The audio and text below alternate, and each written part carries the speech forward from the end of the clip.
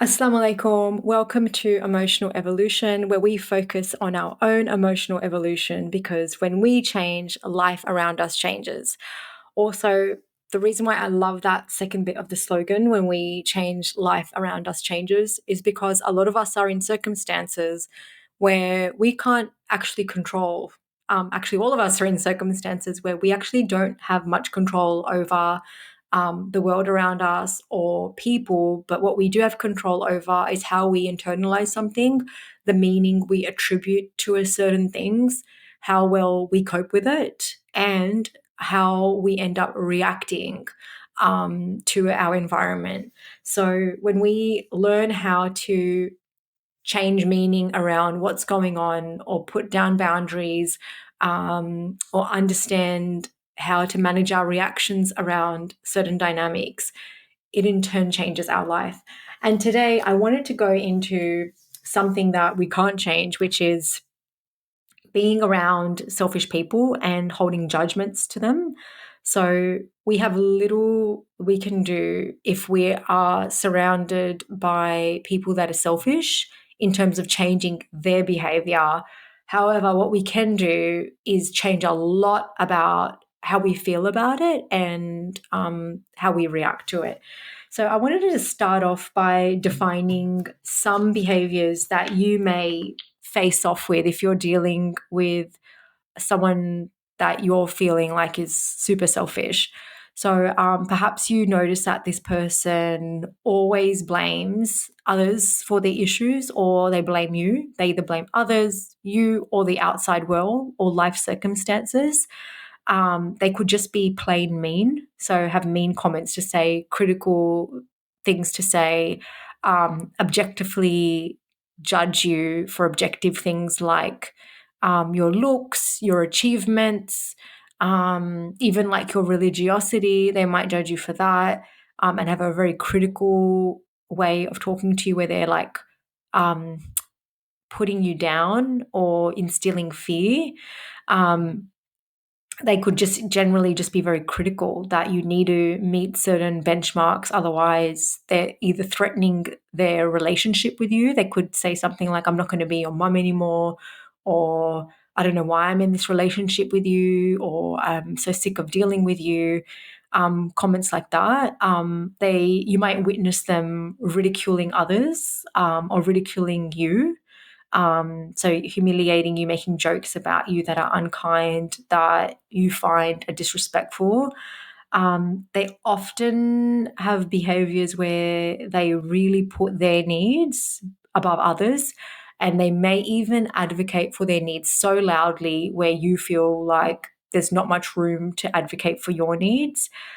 They might even actively dumb down your needs or dismiss your needs and tell you that you don't really need it or it's not that important.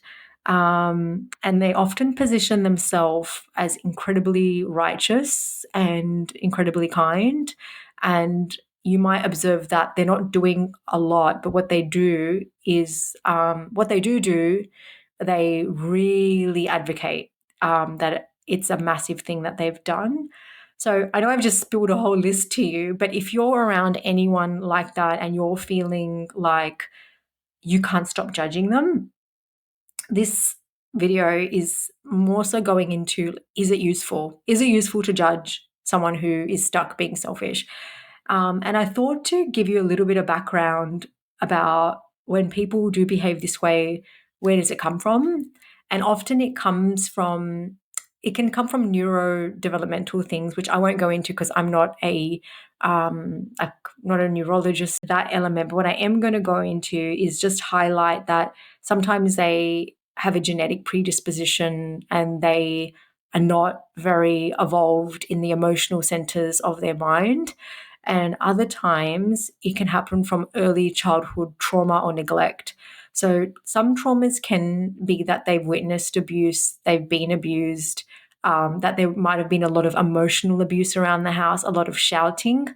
So children generally feel safe when there's like safe communication in the house, there's safe behavior around the house. But if the house is chaotic, where things are being thrown, there's harsh words being thrown around, or there's a lot of like emotional turmoil or instability, or even just plain out neglect, where the child needs something and they're being ignored for long periods of time, that can also cause them to become very selfish.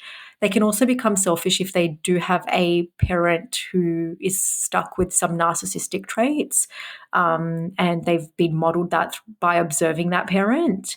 That can also get them to not identify that this is actually selfish behavior because it's something that they're used to. So when we are around someone like that, it's incredibly taxing. It's really difficult. But the issue with judging them is that we actually can get stuck and start suffering ourselves when we're judging. And often we're judging because we don't have perspective of how they could possibly be like. But when people haven't been put in that position where they've been able to exercise that, they can become incredibly self-focused. And that's basically, in a nutshell, what selfish people end up holding. And we might really not like them. However, they themselves don't often like themselves. So we have a saying that if someone treats you a certain way, it's often that they've been treated that way before. So if they're being critical and mean with you, that someone's been critical and mean with them, or they've observed this. And all those behaviors, they do not create emotional safety in the body or the mind. So I think what we can confirm is that people that suffer with these traits, not to victimize them, but they too do not feel any joy. And our job is basically, obviously, knowing that their behavior is wrong. In some cases, this behavior is horrific and it is totally abusive. And we actually don't get anything from judging it, but we do get something from putting down boundaries around it. Because often the dynamic is unfair. And if you are in a close dynamic with someone like this, it can even be parents. Sometimes certain parents may have gone through really difficult situations, like, grow up in a war zone, or grow up in an abusive environment. Perhaps they were physically abused or sexually abused or multiple forms of abuse. And they may hold some self-focused traits or narcissistic traits, and it doesn't excuse their behavior. But when you understand that unfortunately, this is their capacity, that they are limited in how they speak to you, that when they do speak, it doesn't come out so great. Learning how to draw healthy emotional boundaries and even physical boundaries is where it's all at. So I would look at, like, what are the tools I need to learn how to stop myself in the judgment, acknowledge the impacts it's having on me, because often when it's having an impact on us and we're not able to vent out the impact or able to make peace with the impact or able to even rectify the impact, that's where our judgments start coming up. So the whole method of healing this is to actually bring to the light what the impact is, even if it's silently with yourself, noting down the impact and looking at how do you work around this impact and what do you need to absolve that impact. And in some cases, there is not a win-win scenario. In a lot of cases, when you start drawing a boundary around this type of behavior, you're going to be met with a lot of criticisms and put downs, and even like lashing out. And sometimes it can physically even get dangerous. So this stuff has to be done very delicately. But all in all, I basically wanted to address that judging selfish traits don't get us anywhere. It actually keeps us in the cycle of suffering. Healing through our judgments around people that are really invasive and are very self-focused is where we can actually win in relationships like this. And we can also win by learning how to put down those boundaries. So we know how to coexist around these people, perhaps from a distance.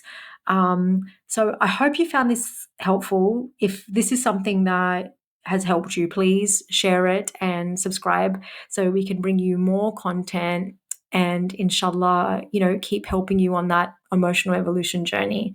Take care. Assalamu alaikum, and looking forward to seeing you next week.